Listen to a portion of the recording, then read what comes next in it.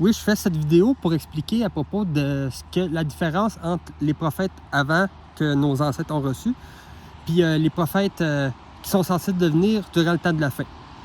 Ils n'ont pas de différence vraiment. Sur le contexte des lois, de rétablir les lois, ça revient au même. La seule chose qui vient changer vraiment, c'est sur le contexte des sceaux. Comme par exemple, Cathesdras, qui n'est pas dans la Bible, mais il dit « scelle le sceau de la vérité ». On a Isaïe, qui mentionne à propos d'un message scellé.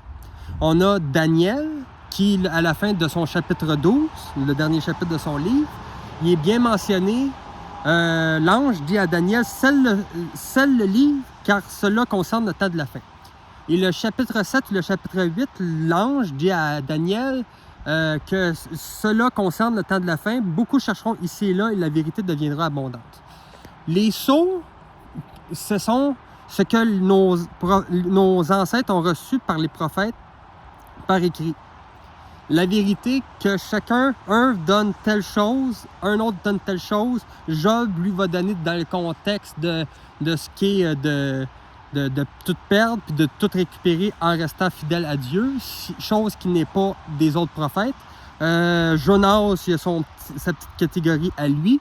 Fait qu'ils ont chacun un sceau. Jésus, lui, le feu qui est venu jeter sur la terre, c'est un peu comme le feu, il vient tout rassembler, tous les sceaux, en un par sa parole. La compréhension de Jésus vient clairement clarifier tout ce qui est des sceaux. Puis, si vous avez bien compris, les prophètes du temps de la fin, eux autres, ne viennent pas apporter des sceaux. Parce que sinon, on va tout le temps être aussi écartés que nos ancêtres avant qui n'ont pas compris la fin. Non, eux autres viennent juste ouvrir les sceaux. Ils viennent dévoiler la vérité par l'entremise des prophètes qu'il y a eu avant.